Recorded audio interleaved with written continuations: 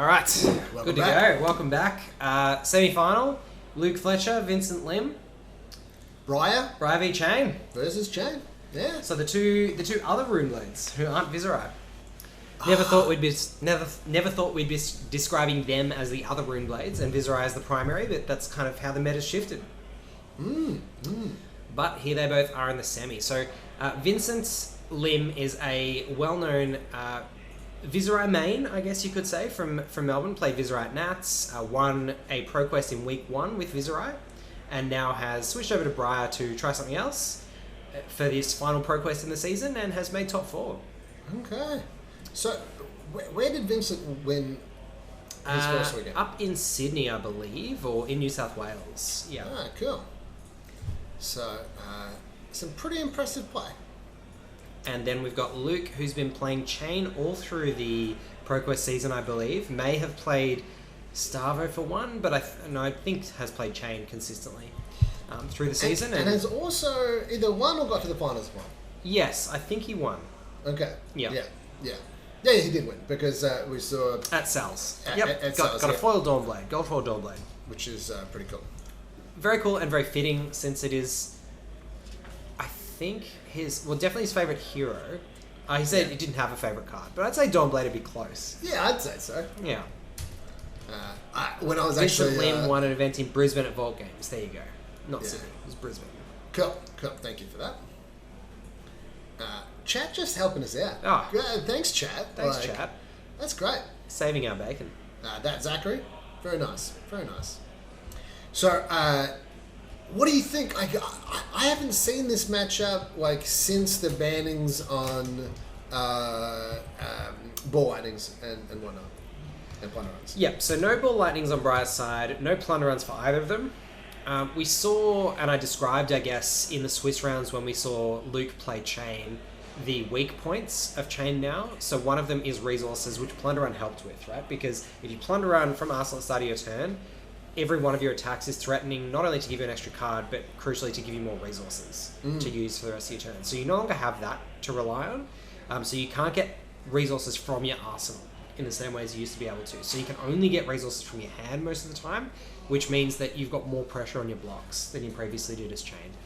You also have to, as I said, play more reds than you used to when Seeds was around, and you can't get away with a lot of the yellow attacks like yellow Riftbinds, which helped with your resource curve. So you're now playing a lot more reds, and you can get these 4 red hands on turn 6 and 7, which are just abysmal.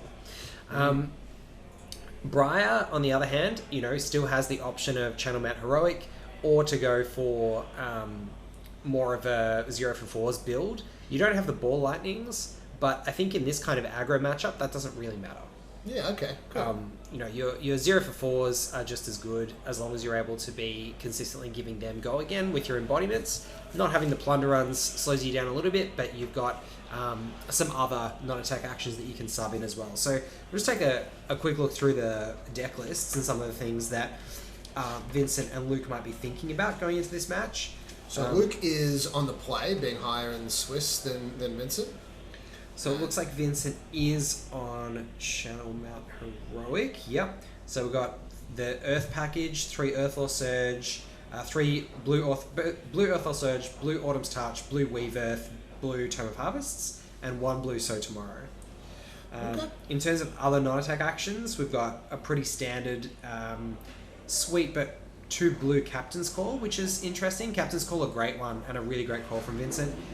Works on all your 0 for 4s and gives them go again, and contributes to your embodiments of lightning. So we see turn 1... make a Rune Chant Arsenal. Make a Rune Chant Arsenal. And it looks like Luke chose to be on the draw. Really?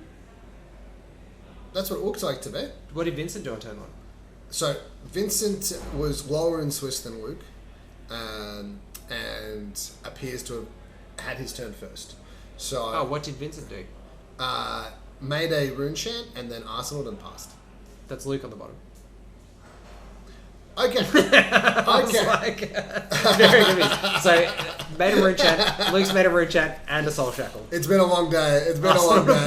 Folks. There are 2 Rosetta-thons on the field, so I can see how that. Yeah, I just saw the Rosetta-thon, and yeah. Okay, so Chane down the bottom, Luke down the bottom. All right. I'll help you out.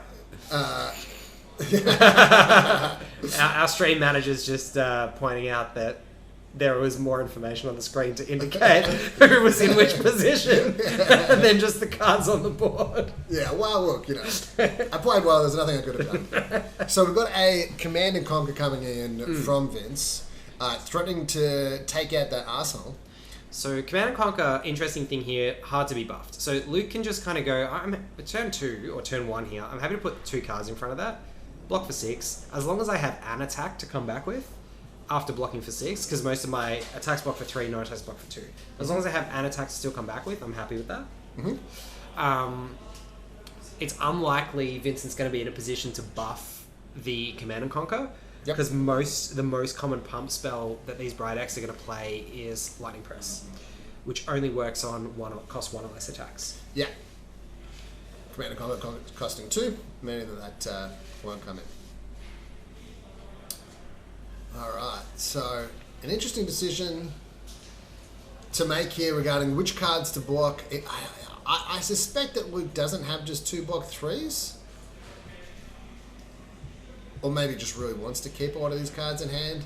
Maybe considering just taking the 6 and scrapping the Arsenal. There's so many different options in this game. Yeah. That it's really hard to kind of predict what people are going to do. So I think so Zach says, like you have Death List on hand, that's handy, very good. I'm glad that's helpful. Yes, so Vincent is playing Force of Nature, 3 Force of Nature, and interestingly, the other thing I was going to mention is 2 Chains of Eminence, which was from time to time a tech card that people thought about bringing in against Chane. You have to draw it at the right time, you have to make the right call. But you can sometimes trap some things in their banish zone. It was more effective when you knew they were going to be hitting and playing Seeds of Agony at the bottom of their stack. But Vince could have sided those in and could be doing something relevant with them in this game. So we do see 3 attacks block. And what I was going to say is the tension for Luke here is if he does only have 2 attacks in hand, this is the turn, or these 2 turns, probably 3, turn 1, 2, 3, are the time when he's most vulnerable to bricking on attacks. Because once he gets above 3 Soul Shackles, he's almost certainly going to hit 1 from banishing. So what we're seeing here is that Luke did have 2 3-block attacks, a Shrill of Skullform and a Soul Reaping, and had the Belittle. Yeah. So was able to still Belittle. No reveal. So just coming in for 1 Rune Chant plus the Belittle.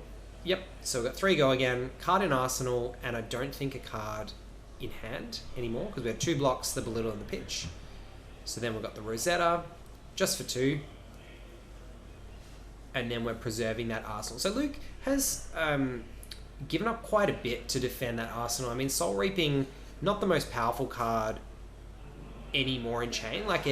It's still good, but it can be a little bit awkward. And drawing it here is really not when Luke wanted it with no other Blood Debt attack to banish with it. So given that he had no way to really leverage banishing a Blood Debt, getting a free resource, and, getting the advantage out of that. I'm going to interrupt you for a second here, Jesse, because I just saw my favourite card. Channel Man Heroic coming down. Toby Firth's favourite card too. Yeah. Channel Man Heroic +3 to all of your action card attacks. Attack action cards. Attack action cards, yeah. So Channel Man Heroic, the core of a lot of these Briar strategies that are trying to leverage cheap attacks, throw heaps of them out in a turn, things like Scar for a Scar, and then use Channel Man Heroic to make them into ridiculously undercosted massive threats. Yeah, so Scar for a Scar has go again if you're on less life than your opponent, which Vince is. So this is coming in for 7 go again. And this is exactly what Luke didn't want to see. So a turn 1 or turn 2 Channel Man Heroic is the worst case scenario. And then we're seeing Runic Reclamation. So, which is threatening 10 damage, kill a Soul Shackle, and make a Rune Chant. But we see a block for 10 there to stop the Soul Shackle from getting destroyed. So 2 on the Skullcap, 2 on the Arknight, and then 6 from hand, so a total of 10. So 2 whiffs for Luke there. So Channel Man Heroic surviving here, and I can see at least a Snatch, a Pulse of Candlehold, and something else in Vince's hand there. So Art of War getting played, banishing a Shadow Versa. So Art of War turn, exactly what Luke wants to see. Giving +1 to all his attacks for the rest of the turn. Drawing 2 cards, 2 resources floating, and a Shadow of Ursa in the banish zone. So Shadow of Ursa is 0 cost attack that attacks for 2. you can banish a card with Blood Debt from your hand to give it go again. So we're seeing a Minnowism red by the looks, and then a Shadow of Ursa banishing a mutated mass, I believe, which is a great hit for Luke. It's only going to be mutated mass attacking for 2 base, but +1 from the Art of War makes it at least into a 3. Yeah, okay. And Luke hasn't Soul Shackled this turn yet, so it's going to be able to be a 3 attack turn off what looks like a 2-card hand plus the Arsenal. So attacking for, if this is a red Minnowism, then this is going to be 6 plus 3, so 9 plus 4. 13 damage off 2-card hand and Arsenal is not too bad. Yeah, and it's an interesting situation for Vince, because Vince wants to keep a bunch of cards in hand to really get value out of this Channel Man Heroic. Doesn't want to block. And so it's a good time to get a whole bunch of damage in for Luke. So Vince just reading Mutated Mass, can't blame Vince. It's not one that gets all that commonly played. I think everybody who's built and tinkered with Chane probably has it as their like 80th to 83rd card, like 81st to 84th card a lot of the time. But Luke playing it to good effect here in these 2 games. And then coming in for 4 with that Rosetta Thorn as the last action there. Alright, so... Sorry, I just missed that. There was no block there from Vince, was there? No. Took a whole bunch of damage going down to 23. 23. Does turn on the Scar for a Scars. Yep. So we got a fused lightning attack that does 7 damage. Go again. So 4 plus the additional 3 with Channel Man Heroic. So for me, I feel like this is a crucial turn for Luke. What's this card here? Pulse of Candlehold. So putting 2 cards on top, which are Earth or Elemental. I didn't see what those 2 cards were. Just the 1 card, it looked like. Yep. That's possibly going to be the idea being... Revel in Runeblade? Revel in Runeblade, which also gets an embodiment of lightning. Mm-hmm. And then I know there's a Snatch in hand, which is now going to have go again. Yeah. 4 Rune Chance, and then 7 off the Snatch, so perfect time to chuck the Husk. And Luke's gone just below, which turns on the Skullcap. Embodiment of Earth for the first attack, I guess, which hit. Yep. And then Channel Man Heroic down. We've got... So Luke now hitting Ghostly Visit and Shadow Versa. So if Luke's got 1 card in hand here, that's pretty perfect from a Chane perspective. Don't know exactly how many cards Luke's got. So we've got a Shadow of Ursa with a Banish for a Tome of Torment. Wow, that's super nice now. So Tome of Torment is one way that you can get additional resources from your Banish Zone, but it costs you an action point. However, if you got Creepers, you can somewhat negate that disadvantage. Yep. Luke hasn't used Creepers here at the moment, but he could at any point in this turn play that Tome of Torment using his Creepers. Really interesting here. So down to 21, up to 4. So he just uses the Shackle for the Tome of Torment, doesn't commit the Creepers at this point, which I think is sensible. Shadow Puppetry, which now means if Luke's got another way to gain resources here in hand, so perfect. So pitch for 2, Ghostly Visit now coming in for 5, go again. If it hits, Luke gets to potentially banish the top card of his deck, and then Rosetta for turn 2. Awesome. So a lot of stuff coming in here for Luke on Chane. And this is, despite taking some pretty sizable hits from that Channel Man Heroic. So Vince now leaning into his equipment to try and keep up some tempo for himself. Ooh. And last card in hand, a Revel in Runeblood. So that is a huge threat now. So blocking out the Ghostly Visit to prevent the Shadow Puppetry trigger, but then taking the vanilla damage off the Rune Chance from the Revel, and now thinking about the Rosetta. So what do you think the chances are that Luke's going to remember to take 1 Blood Debt from that Husk? I can't see the Husk at the moment, so... Yeah. Usually, we keep the Husk in the, in the Blood Debt zone. Yeah. To remember that one. It's just a hard Luke's played a lot of Chane lately, so... Yeah, I mean, Luke's like rank 4 in the world or something. Yeah. Right? So I think the bet is that he does remember. But, I'd say that the odds are above 50%. Yeah. And Luke takes one. It was just an interesting question because, Luke, his memory is insane, right? Like, this is true. Yeah, he pitched stacks like an ain't no fang. Always remember. I remember the first time I played against Luke, and it was like halfway down the game, and he just named what was in my hand. Like he'd memorized. Was that disconcerting? It was. He'd memorized his own pitch stack, but he'd also memorized my pitch stack, which is pretty insane. So in comes Entwine Lightning. So 4 go again. And we've got an Embodiment of Earth coming in.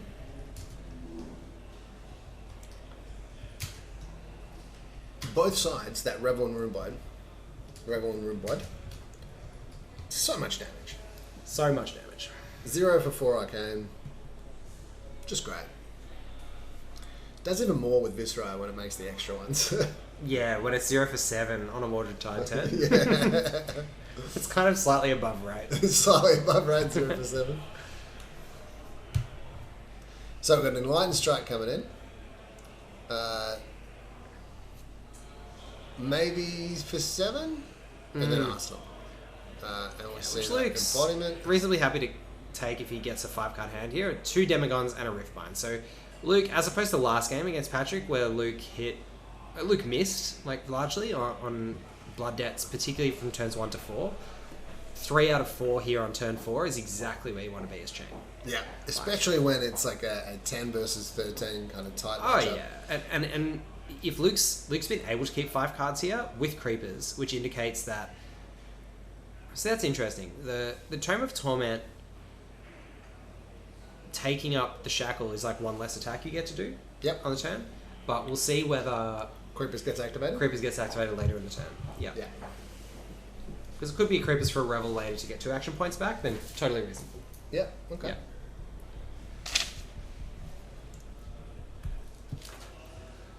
Alright, so we've got Toby wins in the other match against Quan. So we've got a Toby v someone final. Viserai a Toby. Which is very cool to see. Congratulations to Toby.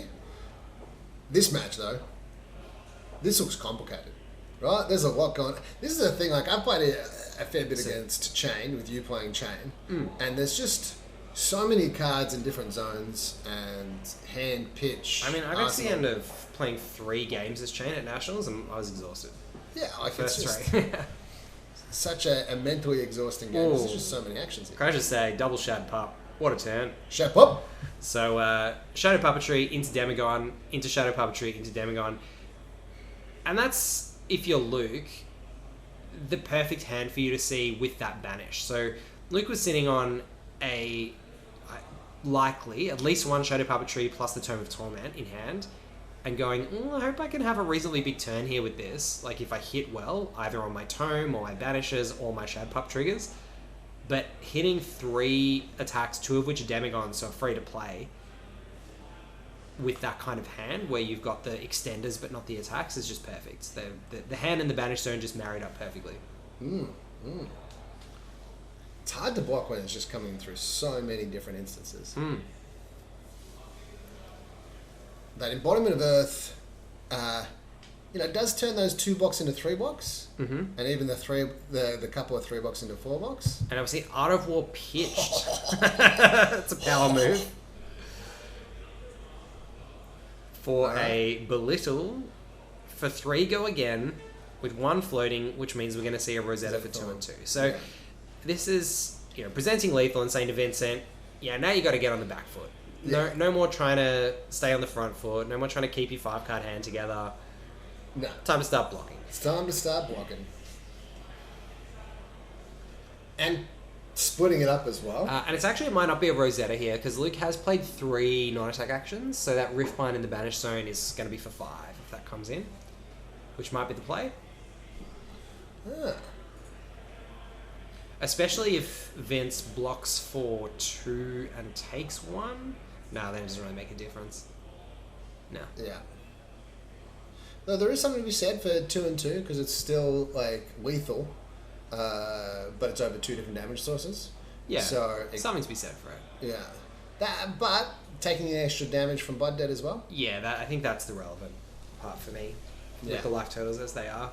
Yeah, I'd rather be going down to 9 rather than 8. Lose 10% rather than 20% of your life. Yep. Yep. Yeah. So Vince is sitting there going, how am I going to pivot? Like, how am I going to get back into this swing? Is it going to involve me blocking out here and then... Yeah, so there's the Riftbind for 5. Yeah. So we saw a block. I think that was a Gloom Veil. Did that just block? I think it did. And then we've got... So what Vince is looking at here is how can I keep this hand together to the maximum extent?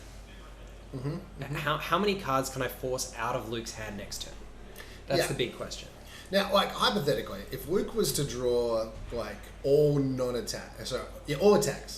All attacks, yep. All attacks. Yep. And then, like, exile, like, 5 bounding demigods. Oh, yeah, then it's brutal. Yeah. Yeah. I mean, I don't know what's in Luke's arsenal, but if it's not an Art of War, I'd be seriously considering having played it. An arsenal that Art of War. Yeah, like there were lots of little things. We didn't see Creeper's activation there, so you know that's something else that could have happened for that Tome of Torment instead of using the shackle on that. So we've got Nimblism from hand and a Lightning Surge from arsenal coming in for 7 go again. So yeah, it's going to be really interesting to see what's in Luke's arsenal here. Alright, so we've got block 1, take 6. 1, take 6, which would put... Which is 3. dead to Lightning Surge. Yeah. That doesn't... But, yeah, and Vince has got 1 card left in hand. 1 or 2? Good question. So I don't think Luke needs 5 cards here. Might be blocking with Creepers as well. Just considering what the other options are here. So Vince does have 2 red Lightning Press in the deck. They maybe get sided out against Chane, but I don't think so. I think in the aggro mirror, you want your Lightning Presses. If you're blocking and you're needing to block with every card in your hand, you're probably losing. Yeah. Alright, so I see a block from hand as well as a block from the equipment. So block 4, take 3. Is that right? I don't know what the card that's blocking. It's a Demigod. It blocks for 3, so Luke's blocked 4 total. 4, take 3. Yeah. But he should have been on 9. He was on 9, so he should be on 6 now. Just gonna double check that. Yeah, we'll just double check that one. See if it's correct. In the meantime, Mono Isaac coming in here. So all-time 13 wanting to see a Starvo final. Unfortunately, not going to happen. Viserai taking down Starvo there. We're just checking to see whether that life total was correct or not. Started the turn with 9 life. 1 block on the equipment, plus 3 from hand. So I should be on 2. Yep. Alright, we've got that fixed up. And now we're going to what could be the last turn for Luke here. Really needs to basically win this turn. Otherwise, he's in a bit of a world of strife. Alright, what is that? There was a handshake, there was a fist pump, but there was a lot of stuff going on. And a Rosetta Thorn. So, I don't know. I didn't see what happened. I think Vince might have scooped to the Banishers. Okay. Because those looked like really good Banishers. There was a Howl and some other things in there. Okay, so Vince knows the matchup intimately enough, knows what's happening here, and Luke takes the W. Sweet. So well done. Well done to Luke. That was a ripper game. Ripper! We expected going into it that, of course, it's going to be an aggro matchup. Briar's going to try and go fast. It's going to be about can Briar get enough damage onto Chane before those key turn, 5, 6, 7. And we saw a turn 2 Channel Man Heroic. Turn 2 Channel Man Heroic almost did it. I think if if there was one more big attack that Vince could have put in before that snatch, or if there was a force of nature on one of those 2 Channel Man heroic turns, then it might have been different. Yeah, to draw some cards. But, you know, or if the Channel Man heroic had stayed around for another turn. So if there just had been two Earth cards. Or another one to follow it up. Yeah, or another one to follow up. So there's some different things there. But did come out early.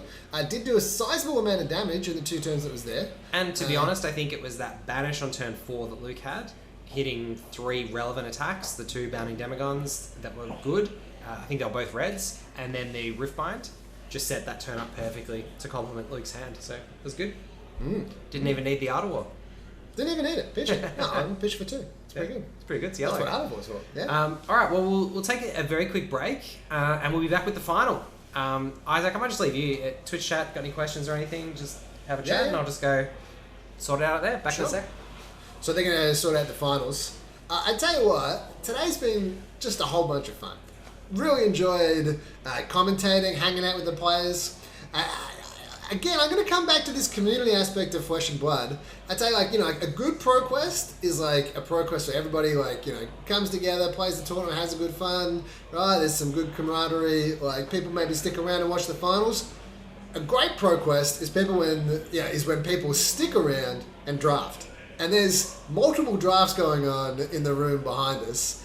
From people that just like, yeah, I'm going to stick around. So three drafts going on at the moment. I just got the number fed to me. Just great. We've got our production manager. I want to say thank you to our production manager for an excellent job in terms of like setting up all the graphics and that kind of thing. It's been pretty cool to see. We've got a "You're welcome" coming at me from our manager here. And I also want to say thank you to Jesse. Jesse's been incredibly insightful with Flesh and Blood. Really good at commentating. Really good at having that really profound insight and being able to analyze all those cards, being able to see it just off some random art that I don't quite recognize. So incredibly handy to have around.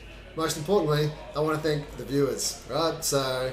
We've been just talking to a void, which I'd actually be fine with, but I much prefer it with the interaction that Twitch chat have had. So thanks Twitch chat for hanging around and being just lovely people to interact with and correcting me on the times that I needed to be corrected, or correcting Jesse, or correcting the bullet state when we missed it. So yeah, incredibly helpful.